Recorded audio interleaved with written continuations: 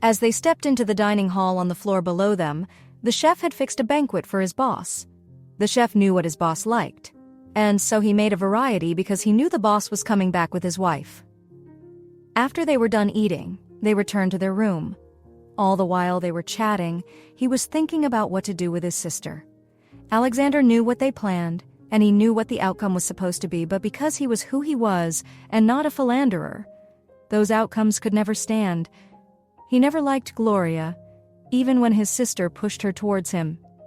He pretended as if she never existed, so for her to show up in his bed all of a sudden without having any intimacy with him prior, he knew it was his sister's doing, and it was so that his wife would leave the house. How stupid of her, he said to himself. He needed to teach her a lesson that she would never forget. In a hurry, he had talked about it very closely.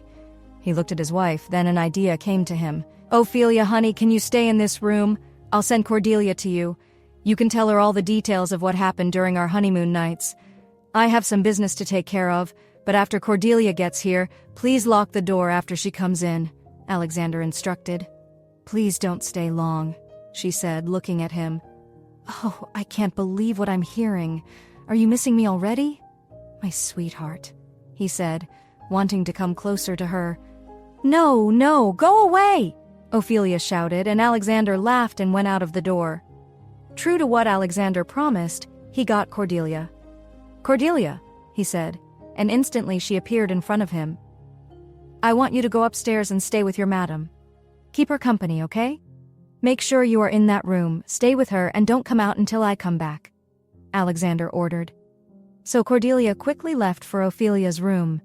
When she went in, she smiled, looking at her mother and admiring her. "Madam, you look so nice. You look so beautiful. The boss must be really taking good care of you," Cordelia said. "Cordelia, what did I tell you? I said you shouldn't call me madam, didn't I?" Ophelia asked firmly. "I'm so sorry, Auntie. I'm so sorry, Auntie. You're looking so good. Tell me everything," Cordelia said excitedly, going to sit down beside her madam. "We didn't do anything," Ophelia confessed. "What do you mean you didn't do anything, Auntie? Are you joking? How come?" Cordelia asked, confused. She was wondering how her boss did not do anything with this beautiful woman. "Nothing happened. I'm telling you, Cordelia, nothing happened," Ophelia said. "I've never heard of a couple going on honeymoon and nothing happened." "What do you mean nothing happened, Auntie? Are you pulling my leg?" Cordelia asked. "Do I look like I'm joking, Cordelia?" "Well, this husband and wife did not do anything. We just went traveling to beautiful places. By the time we got to the hotel room, we were tired, and once we were tired, we just fell asleep," Ophelia explained. "I don't believe you, Auntie. I don't. Are you saying that my boss is not capable of seducing you?" Cordelia said. "Cordelia, you are as bad as your boss. Shut up and stop talking nonsense. Anyway, I got you some things," Ophelia said, pulling the bag of items to herself. She pulled out some bags, some shoes, some dresses. She looked at the shoes and then looked up at Cordelia. "I never asked you what your shoe size was. I don't know if we wear the same shoe size, but try it and see," Ophelia said. Cordelia tried the shoes and it was a perfect fit. Meanwhile, Alexander went to his sister's room and knocked on the door. "Vicky," he called as he banged on the door. In a few moments, Vicky came out, scowling and pouting like a petulant child that was refused a gift. "Alexander, I am disappointed," she said, not able to complete her sentence before her brother cut in. "Shut up. You're behaving as if you are older than me. I am older than you by 9 years. Pack your things right now, or else you want me to send the guards to come and help you pack them. And remove that filth that you brought into my house, that vermin. Pack your things. I'm waiting for you downstairs. I'm returning you home myself," her brother said. "You have to kill me. I'm not leaving this house." "Then be prepared to die," Alexander said, and turned on his heels. He went downstairs and was waiting for his sister. He knew his sister well, that she would never go against his instructions.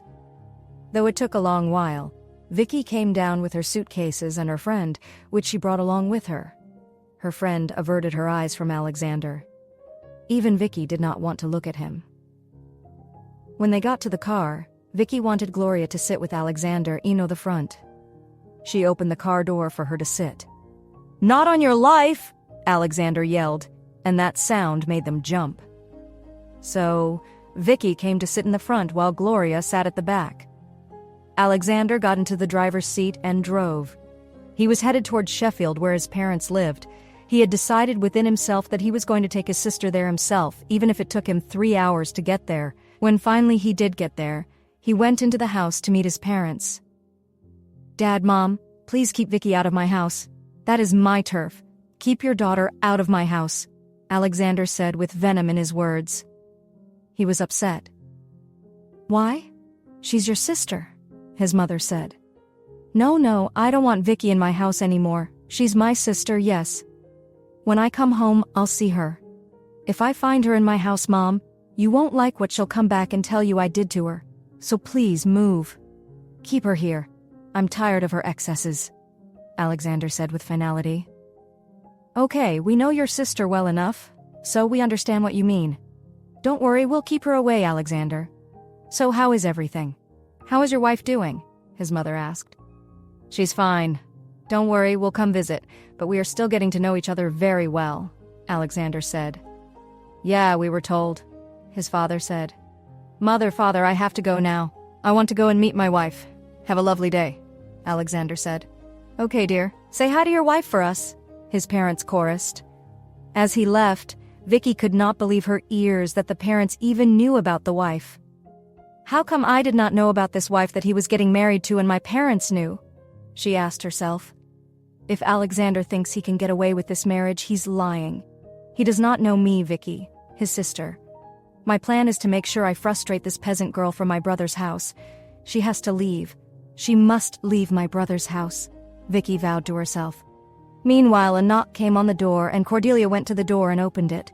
She was shocked to her core.